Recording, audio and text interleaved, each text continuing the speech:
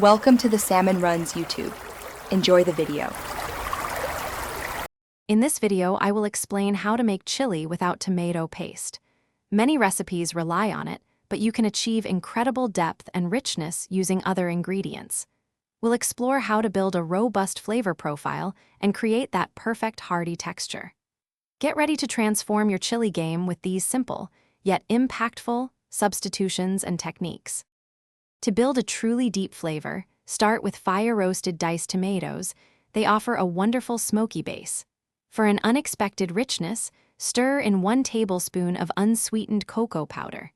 A half cup of strong brewed coffee or espresso also adds incredible depth.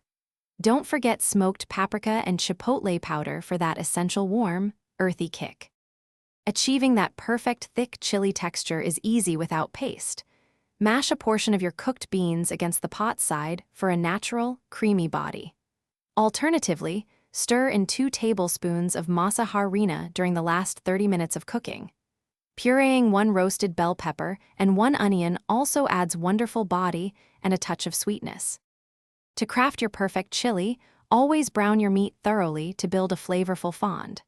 Layer your spices, adding them at different stages for maximum impact and complexity.